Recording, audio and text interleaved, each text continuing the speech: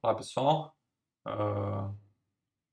hoje nós vamos ver mais uma aula tratando das angiospermas, esse grande grupo de plantas, o mais diverso de plantas terrestres.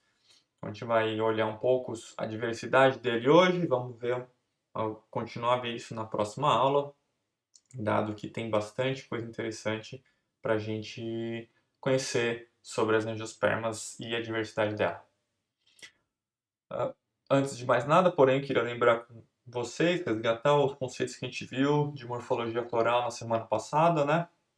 Então, só lembrando que a flor é esse órgão de reprodução, que ele é composto por esse eixo determinado, ou seja, ele tem um crescimento que não é indefinido, né? Ele cresce até um certo ponto, que é quando ele produz, termina de produzir esses órgãos que compõem, essas peças que compõem esse órgão composto, né?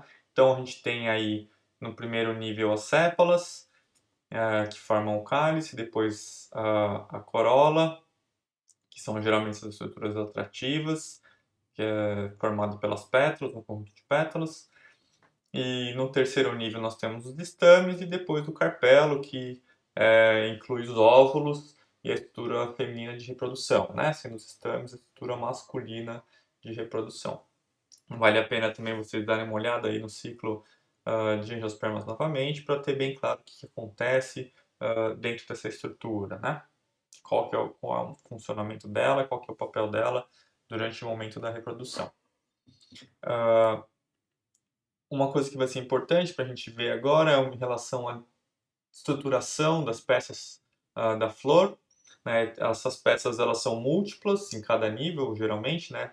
Às vezes do carpelo, em muitos casos a gente tem apenas um, mas a gente tem múltiplos estames, múltiplas pétalas, múltiplas sépalas. E elas estão organizadas em diferentes modos. Podem estar espiraladas, eu vou mostrar um exemplo de espiralado daqui a pouco, ou pode estar verticiladas. Ou seja, em quando a gente tem um verticilo, essas peças organizadas no verticilo, elas estão inseridas no mesmo ponto ao longo do eixo da flor. Isso pode ser de uma maneira simples, ou seja, você tem sempre o mesmo número de partes em cada ciclo, como aqui na figura A. Então veja que no ciclo mais externo nós temos duas partes, no ciclo seguinte duas partes, depois duas e duas. Ou de uma maneira complexa verticilada, em que esse número de partes muda em cada ciclo. Então, nesse exemplo, na figura B, nós temos duas mais externas, aqui e aqui, duas mais internas, e aí depois do terceiro nível, no terceiro ciclo, esse número muda para 4, né? Dobrou o número, e nós podemos ter ele dobrando de novo para 8. Em alguns grupos a gente vê que isso acontece, você sobe o número e depois ele cai em direção ao centro, isso varia dependendo do grupo, né? Mas essa é a diferença entre uma flor que é simples verticilada, tem as peças organizadas em verticilos, ou seja, cada ciclo tem todas as peças inseridas no mesmo ponto, e simples quando esses diferentes ciclos, cálice, corola, estames, gineceu, apresentam o mesmo número de partes. Lembrando que o gineceu nem sempre segue essa regra, porque nós podemos ter ovários que são sincárpicos, né? Que são fundidos, ou seja, cada pistilo, cada carpelo que compõe aquele gineceu se fundiu. Mas, obviamente, isso só pode acontecer se eles estiverem no mesmo nível, né? Ou seja, no contexto de uma flor verticilada. E nós temos também estruturas que são espiraladas. Geralmente, a gente vê isso mais nos pistilos e nos estames. Algumas vezes, mais raras, no, nas estruturas estéreis, nas pétalas e nas sépalas, tá? Mas é mais comum a gente encontrar isso, essa organização espiralada, nos pistilos e nos estames. Aqui a gente tem um exemplo de uma magnólia, em que você tem diferentes pistilos, né? Isso aqui é um gineceu apocárpico, então cada estrutura dessa aqui, ela é um pistilo, com o ovário na base, o estilete aqui e o estigma no ápice, né? E olha como elas estão organizadas numa espiral, né? A gente consegue ver aqui essas diagonais, os órgãos são arranjados nessas diagonais, que são essas diagonais de uma espiral. Para você entender isso, pensa numa mola, né? Você olha uma mola de lado e ela vai ter ali cada volta da mola organizada numa diagonal. Uma mola não é nada mais do que um objeto que está organizado espiraladamente, né? Então é a mesma coisa aqui. Óbvio que o grau de inclinação dessas diagonais podem variar, mas isso aqui é uma dica muito boa para a gente poder identificar estruturas que estão organizadas espiraladamente numa flor. A gente vai ver isso mais algumas vezes em alguns grupos aqui para frente, mas é importante vocês saberem que organização espiralada é menos comum nas plantas, né? Então, a maior parte dos grupos de angiospermas tem peças organizadas verticiladamente. Uma outra coisa que eu quero resgatar com você são alguns referentes à morfologia foliar, né? A gente vai ver que algumas famílias de plantas elas diferem quanto às suas características nas folhas. Então é bom vocês lembrarem quais são essas partes de uma folha. Então basicamente uma folha ela vai ter uma lâmina, né? Que é essa parte que é plana, responsável principalmente pela captura de luz e troca gasosa. Tem um pecíolo que é o que liga essa lâmina ao ramo onde ela se encontra. E geralmente na axila do pecíolo a gente tem uma gema, que a partir dessa tem um meristema lateral aqui que vai dar origem a ramos laterais. E a gente pode ter em alguns casos estípulas, que são projeções de cada um dos lados do pecíolo. São projeções que podem ser super pequenininhas, podem ser enormes, elas geralmente são laminares também, mas elas não têm uma função associada à fotossíntese, em geral estão aqui associadas a essa região da inserção do pecíolo e da lâmina. Tem algumas estípulas que elas são modificadas, né? Podem ser fundidas, podem não estar nessa posição específica, mas a gente vai ver isso em cada família que a gente olhar que tem estípulas. Isso é um exemplo de uma folha simples. Né? As folhas também podem ser compostas, isso quer dizer que elas sofreram divisões internas. Né? A gente tem aqui uma única folha, a gente sabe que isso é uma única folha porque nós temos na axila dela uma gema aqui, e na axila dessas outras estruturas laminares aqui não temos axilas, embora possam estar ocorrendo essas estipelas, as pequenas estipulazinhas, que é raro também. E aqui a gente tem um eixo central, que seria equivalente ao pecíolo e à nervura central de uma folha simples, né? E a lâmina, ao invés de ser uma estrutura inteiriça, está dividida em vários folíolos. Tá? Então, cada uma dessas estruturas aqui é um folíolo. Isso aqui é uma folha composta por várias divisões, certo? Então vocês podem relembrar isso das disciplinas de morfologia, só para com mais detalhes, se tiverem mais dúvida, pega o material da disciplina, dá uma olhada, mas aqui a gente está só resgatando esses conteúdos para que a gente possa conversar aí quando estiver olhando as famílias que nós vamos ver dentro das angiospermas. E aqui a gente está interessado nesses 8 grupos, tá? A gente vai ver essas 8 divisões aí dentro das angiospermas, algumas ordens e outros grupos que não são necessariamente ordens, são grupos mais amplos, né? Magnolias, por exemplo, ele não tem um nome, não é um nome seguindo a classificação linneana, aí, né? É o nome de um clado. A gente vai conhecer esses clados com mais detalhe mais para o fim da disciplina. E temos aqui outros 2 grandes grupos que são os monocotiledôneos e as eudicotiledôneos. A maior parte da diversidade está dentro desses 2 grupos, monocotes e eudicotes. E a gente tem essas outras ordens aqui que são um pouco menos relevantes em termos de diversidade, mas interessantes de um ponto de vista morfológico e da diversidade dessas plantas.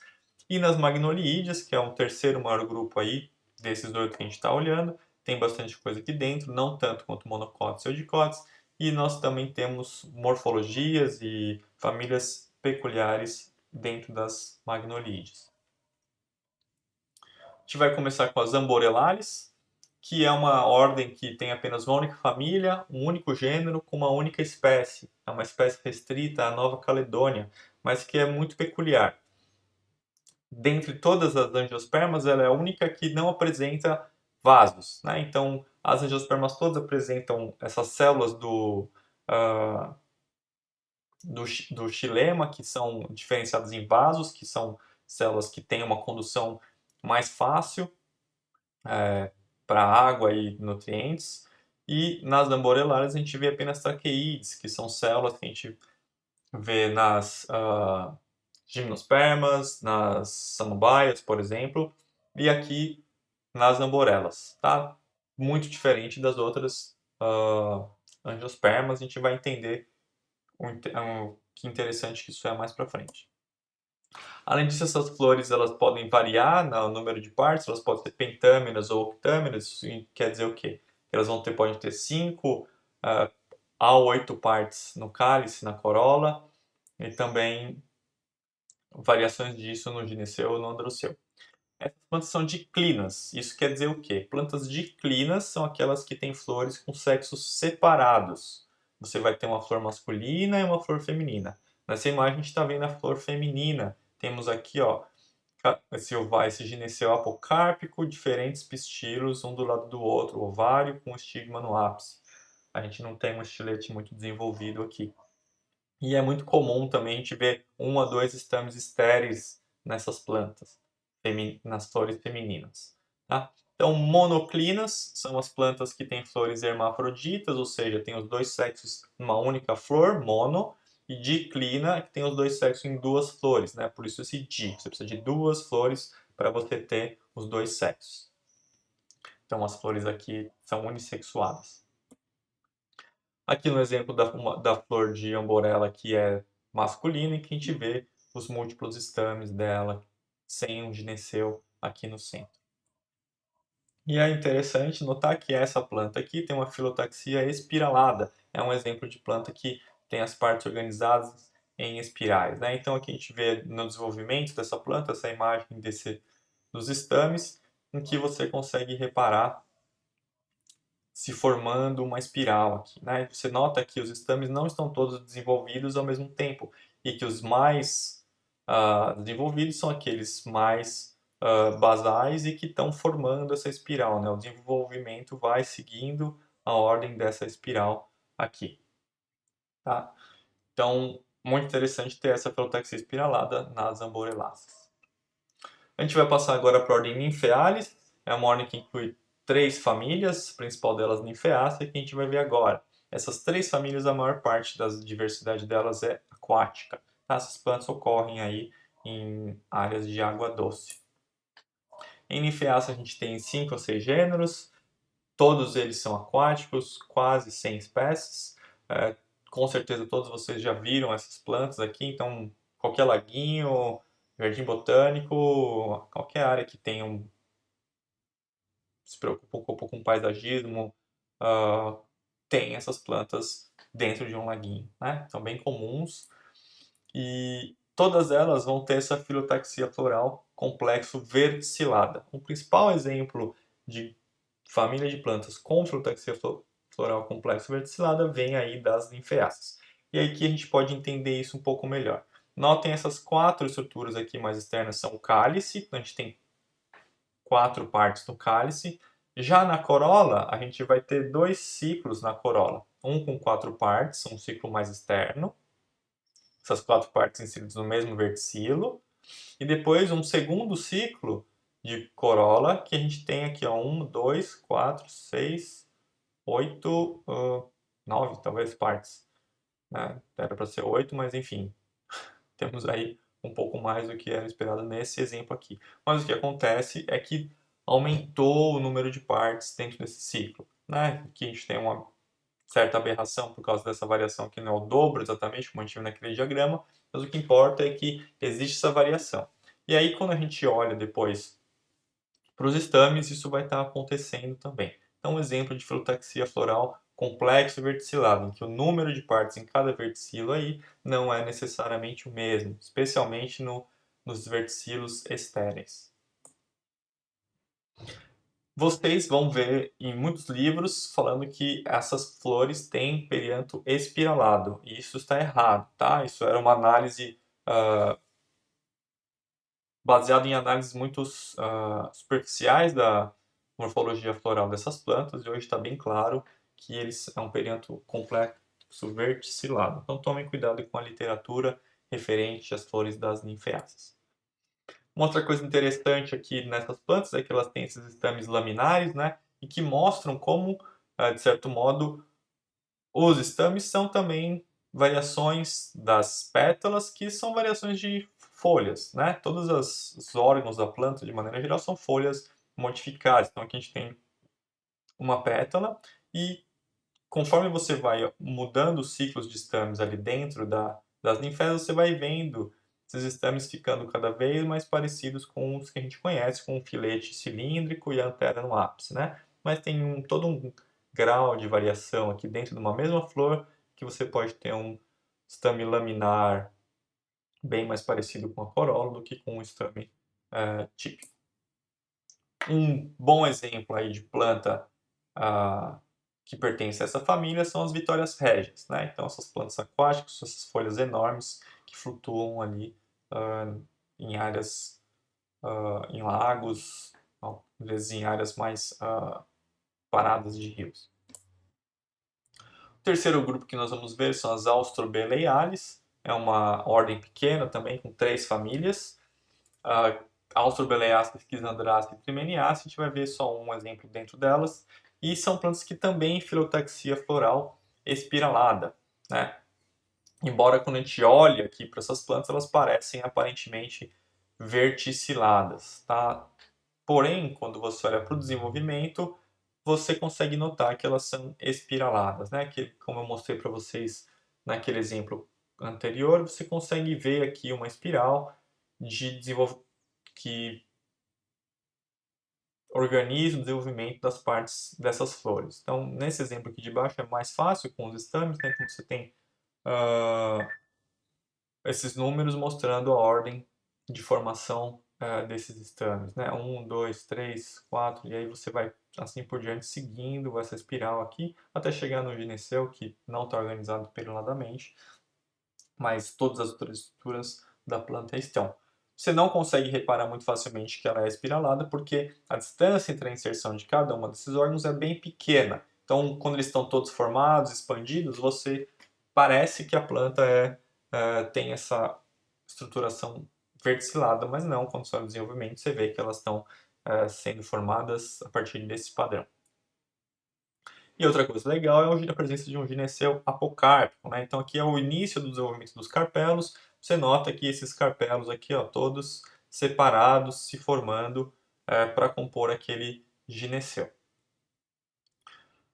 E em Schizandras nós temos aqui essa planta super legal, muitos de vocês devem conhecer, que é o anis estrelado, né? Então esse gineceu apocárpico dá origem com a fecundação vai dar origem às sementes e aos frutos, e cada uma dessas gominhos aqui do anis estrelado, com uma única semente dentro, é referente a um desses ovários que são formados nessas plantas, né? Então aqui, mais uma vez, parece que essas estruturas são verticiladas, né? Se não me engano, no ovário a gente vai ter uma organização mais verticilada, mas muito legal que aí você consegue ver claramente a separação entre os gominhos de cada um, referente a cada um dos carpelos no anis estrelado.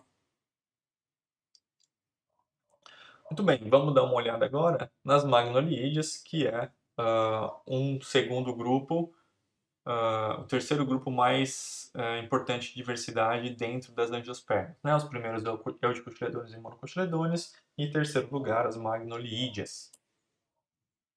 Dentro desse grupo a gente encontra 4 ordens, das quais hoje a gente vai ver apenas uma, apenas Lauralis. Tá? E em Lauralis a gente vai ver a família Lauraceae, que pertence a essa ordem, dá nome a essa ordem, e compõe ela com mais outras 6 famílias. Lauraceae é a família do abacate, da canela da Índia, é uma família de ampla distribuição nos trópicos do mundo, com 45 gêneros e mais de 2.000 espécies. Aqui um exemplo, então, do abacate, da canela da Índia, que é essa árvore do gênero Cinnamomum, que a gente arranca as cascas, né, e faz a canela. Então, a canela nada mais é do que uma casca dessas plantas. Tem diferentes espécies que são usadas para fazer isso. Então, assim, a que é mais comum que a gente usa não é a espécie que é a mais aromática, mas ela é a espécie que você consegue extrair com mais abundância essas cascas. Esses aromas das lauráceas permeiam diferentes órgãos dessas plantas, então as folhas também são aromáticas, é muito comum aqui no interior do Brasil o pessoal usar folhas de canela para colocar dentro das cachaças, colocam tempera essas cachaças, né? O louro, que é uma folha que a gente usa bastante, também pertence a esta família. Então, se você pega essas folhas, que são simples, sem estípulas alternas, bem pouco, na verdade, de morfologia super comum, você esmaga essas folhas, você consegue sentir um cheiro que é super típico dessa família. As flores nas lauráceas são trímeras. Quando a gente olha aqui, uma flor dessa é difícil de identificar, tem 3 partes, mas quando a gente olha um botão dá para ver isso mais claramente. Eu vou mostrar um exemplo melhor numa micrografia daqui a pouco, mas veja se esse botão tem uma parte aqui, outra aqui e outra aqui. Isso seria o cálice, e para dentro a gente tem outras 3 partes. Então você tem esses 2 verticilos. O primeiro verticilo é sempre o cálice, bom, nem sempre, mas assim, de maneira geral, e o verticilo mais interno, a corola. E elas têm estames muito peculiares que a gente vai ver daqui a pouco. Então aqui só reforçando essa característica, né? A gente tem as sépalas aqui, mais externas, 3, as pétalas mais internas. Como elas são super parecidas, a gente pode dar o nome de tépalas também, como a gente viu na semana passada. Aqui no centro a gente tem o ovário, em volta dele esses estames que têm essas aberturas aqui muito peculiares, né? Então as anteras nos estames das lauráceas não se abrem por uma fenda longitudinal, né? Elas têm essas válvulas, né? Tem esses poros aqui por onde vai ser liberado o pólen, e a abertura desses poros é feita por essa tampinha. Ela se levanta para cima aqui, ó, e libera os estames para o ambiente. A gente vai ver uma segunda família também dentro das a gente vai ver uma segunda ordem, que é a ordem Magnoliales, que inclui a família Anonaceae mais 5 famílias. A gente vai ver, especialmente a família Anonaceae, que ela é mais diversificada aqui no Brasil do que uma família típica da ordem que dá o nome para ela, que é a família Magnoliaceae. Muito legal, muito bonitas as flores de Magnoliaceae. Recomendo vocês darem uma olhada, mas a gente vai focar nas Anonaceae, tá? Essa daqui é o gênero Virola, tá errado esse Vzinho aqui, muito comum aqui nos cerrados e matas do Brasil, tem esse frutinho super bonito. As Anonaceae, elas incluem vários representantes que a gente conhece, principalmente a fruta do conde, a graviola, a temoia. Isso aqui é bem legal de vocês olharem, olha só, a fruta do conde, que é esse frutinho, tem essas estruturas organizadas, esses gomos organizados espiraladamente. Então, enquanto a gente vai falando sobre o resto aí da família, vale a pena vocês pensarem se esse é um fruto e ele tem esses gomos, as sementes também, vai ter uma semente referente a cada um desses gomos, e eles estão organizados espiraladamente, o que você consegue desprender sobre a flor, ou inferir sobre a flor dessas plantas, tá? Enquanto isso, a gente vai ver aqui as folhas delas, que são as folhas simples, sem estípulos e alternas, mas que tem uma disposição super interessante, que a gente chama de dísticas. Você tem aqui um ramo de uma ananácea, e aqui as folhas, notem que elas são alternas e espiraladas, né? Eram para ser espiraladas, formando uma espiralzinha que a gente costuma ver, predomina nas plantas de folhas alternas, é que você tem uma espiral e as folhas ficam direcionadas para todos os lados do ramo. Na filotaxia dística, o que acontece é que as folhas vão se alternando, cada uma para um lado, e se organizam em um plano só. Óbvio, isso não é totalmente reto, né? Mas é como se elas estivessem apoiadas aí numa superfície, cada uma para um lado, formando esse ramo que tem, parece plano, né? A disposição das folhas parece plano. A gente chama de filotaxia alterna dística. O perianto dessas plantas, curiosamente, ele tem 3 ciclos, cada um com 3 partes. Então aqui a gente tem o cálice, 1, 2, tem um terceiro que vai estar escondido atrás dessa pétala aqui. Um segundo ciclo de 3 partes, que é o primeiro ciclo da corola, e um terceiro ciclo da corola, que fica aqui mais próximo do androceu e do gineceu. Nessas plantas, os estames estão organizados espiraladamente. Aqui a gente tem os estames, vários estames organizados espiradamente, a gente consegue identificar essa diagonal. E o gineceu aqui, que ele está escondido atrás desses estames, né? Tudo que a gente consegue ver na flor são os estigmas, tem até essa mucilagem em cima dos estigmas que facilita a adesão do pólen e também serve como recompensa para os insetos que polinizam essas plantas, se não me engano.